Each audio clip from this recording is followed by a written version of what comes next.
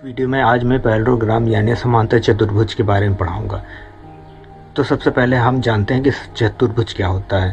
तो चार भुजाओं से घिरी आकृति को चतुर्भुज कहते हैं। ऐसी आकृति जिसमें चार भुजाएं होंगी उन्हें चतुर्भुज कहते हैं। अब आइए पढ़ते हैं कि समांतर चतुर्भुज क्या होता है। तो सबसे पहले जो चतुर्भुज हमने जो पढ़ चुका है, मैंने आपको पढ़ाया हुआ है, वो क्या है? स्क्वायर जिसमें चार भुजाएं होती है। फिर उसके बाद रेक्टेंगल पढ़ाया है यानी कि आयत पढ़ाया है जिसमें चार भुजाएं होती है। तो आयत क्या होता है?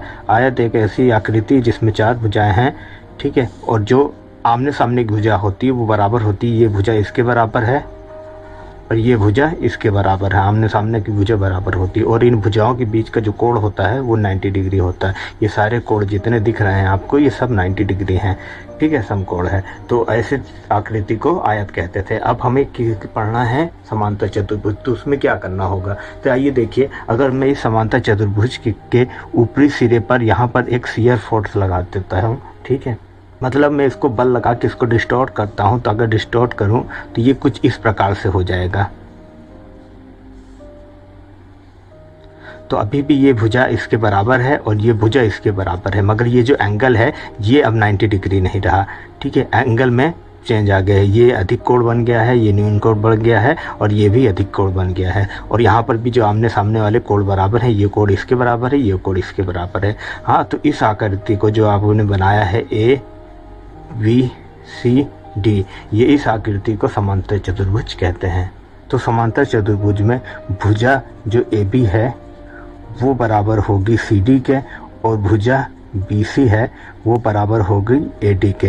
ये तो भुजाएं बराबर होंगी और जो कोण है, कोण B वो कोण D के बराबर होगा, ठीक है, मगर ये जो होगा ये ग्रेटर देन 90 डिग्री होगा यानी बड़ा होगा, ठीक है। और इसी प्रकार कोण A वो कोण C के तो बराबर होगा मगर ये लेस देन 90 डिग्री होगा। तो ऐसी आकृति को समांतर चतुर्भुज कहते हैं। आइए समांतर चतुर्भुज का पेरीमीटर और एरिया के बारे में पढ़ते हैं। तो मान लेते हैं कि समांतर चतुर्भुज की ये भुजा L है तो ये भी L हो जाएगी और इस भुजा को B मानते हैं तो ये भी हो जाएगी। तो पेरीमीटर यानी परिमाप निकालें। तो परिमाप बराबर होता है चारों भुजाओं का योग। चार भुजाएं हमारी क्या हैं? AB plus BC plus CD plus DA। चारों भुजाओं को जोड़ देंगे। AB का मान है, चलिए, A plus L plus B plus L plus B, यही आएगा। आप देख लीजिए कहीं पर भी मान रखेंगे तो 2L प्लस 2B, 2 कॉमन ले लेंगे तो 2A प्लस B, ये पेरीमीटर का फार्मूला बन गया। अब हमें क्षेत्रफल निकालना है तो क्षेत्रफल निकाल लीजिए। क्षेत्रफल निकालने के लिए हमें क्या निकालना होता है? तो अगर हम आयत का क्षेत्रफल निकालते हैं तो वो होता है लंबाई गुणे चौड़ाई।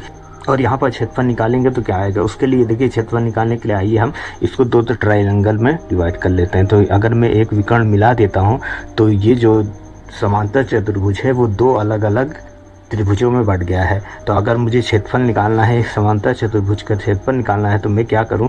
वो क्षेत्रफल निकाल लूँ ABD इस त्रिभुज का और उसमें जोड़ दूं क्षेत्रफल त्रिभुज BCD, यानी दोनों त्रिभुजों के क्षेत्रफल को जोड़ दूं तो ये टोटल हमारा जो समांतर चतुर्भुज है उसका क्षेत्रफल आ जाएगा।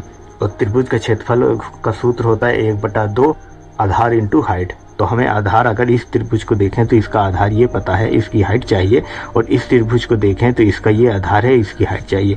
तो यहाँ से हाइट निकालेंगे तो लिखाइए, मैं डॉटेड लाइन से गिरा देता हूँ, ये हाइट होगी, और यहाँ से निकालेंगे, इसको आधार मानता हूँ तो ये हाइट होगी, और ये दोनों हाइट क्या होगी? आपस में बराबर होगी। तो कोई एक हाइट मान लेते हैं हम तो दूसरी हाइट आ जाएगी।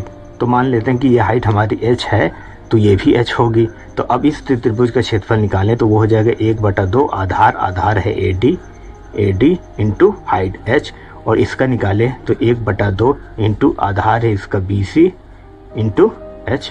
अब इनका मान रख दीजिए, मान रखेंगे तो 1/2 AD का मान L है इंटू H और प्लस 1/2 BC का मान L है और इंटू H।